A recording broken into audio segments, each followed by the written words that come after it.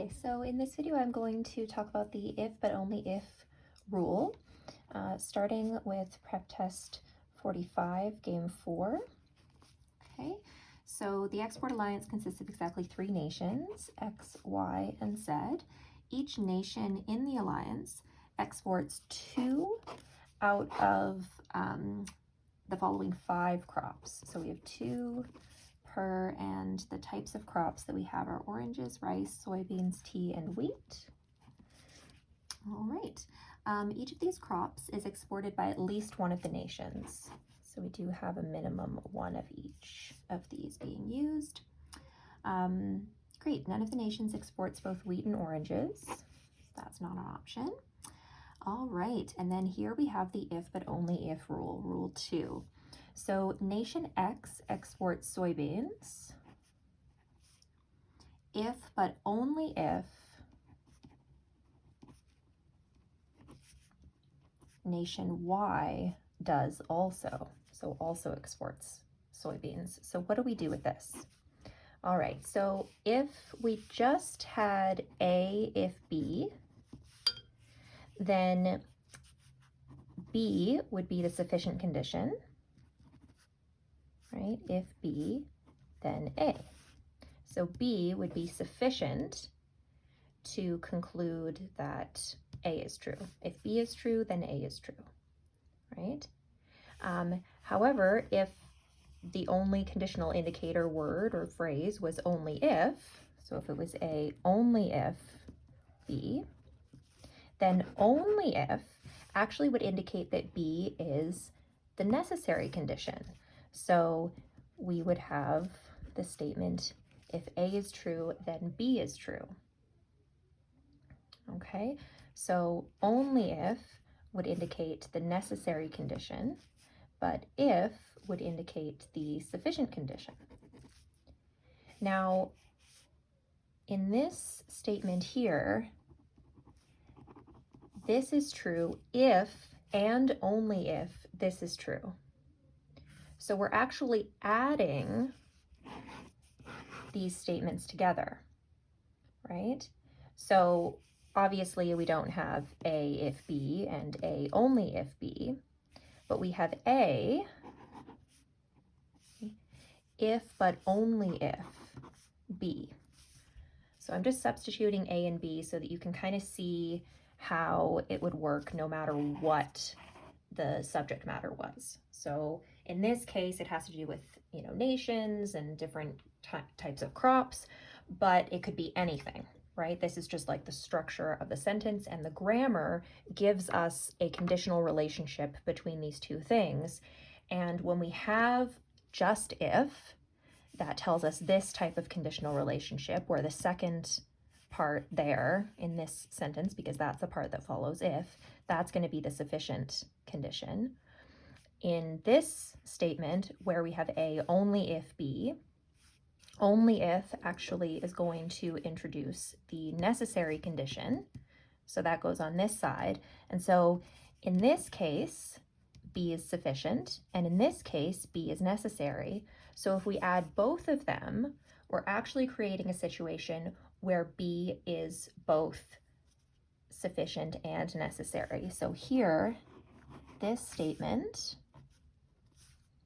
is both sufficient, right? That's enough to get us to conclude the other part. It's also necessary though. So this would also be true, right? Where YS is necessary.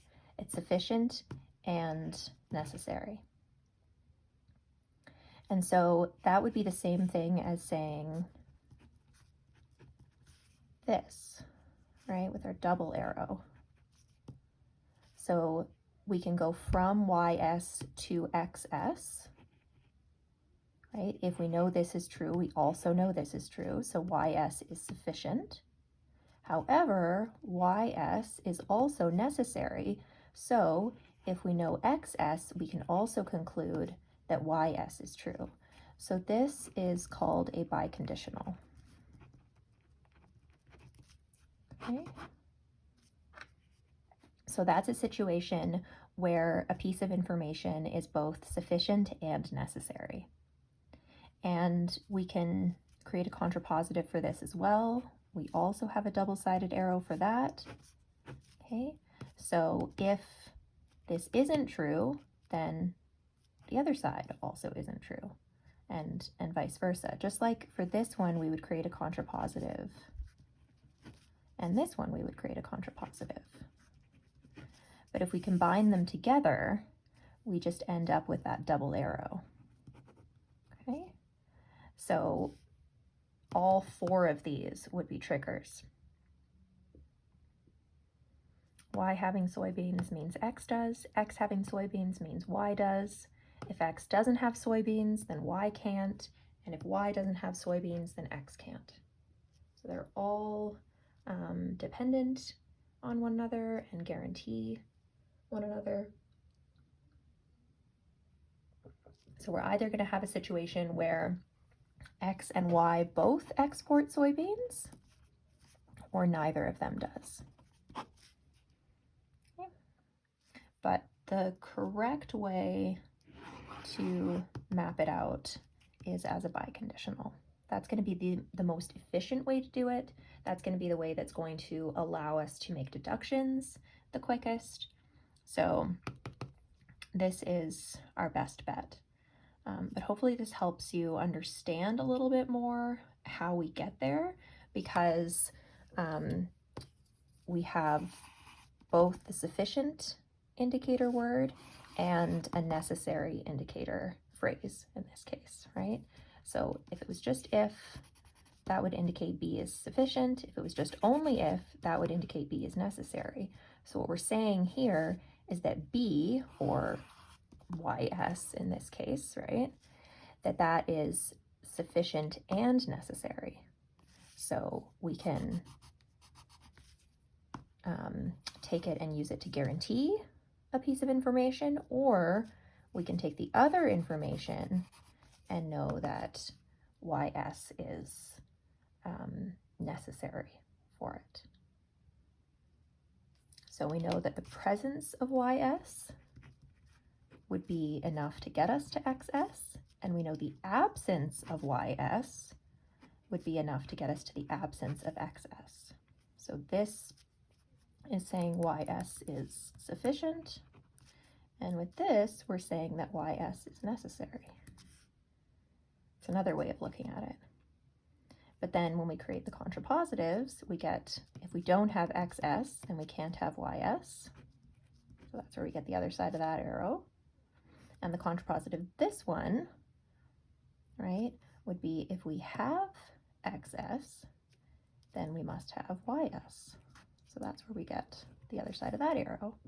So any way you look at it, either as YS being sufficient means that it guarantees the other statement, or YS being necessary, you could look at that as it goes on the right side, and then the other statement has to be the sufficient one. Or you could look at it as, if something is necessary, if I take it away, then that's going to guarantee that we can't get to the other side, right? So you can look at it as this plus this, or you can look at it as this, again, being sufficient, plus this. So these are two different ways of seeing YS as the necessary condition, right? Either way you look at it, if you add this, it being sufficient to it being necessary, you're going to get that biconditional. All right, so in practice, right, what are we gonna write? What are we going to be looking at here? We're going to take this, which is the same as this down here. We're going to take those guys and use them as part of the rule. So for rule 2, we have XS, if but only if, gives us our double arrow. ys, sorry, and then if we don't have ys, double arrow xs. So I would actually, you know, if you're looking for kind of a shortcut here, what I would memorize is that if but only if, that is a double arrow. And I would memorize that if on its own is going to come before the sufficient condition, which goes on the left side, right?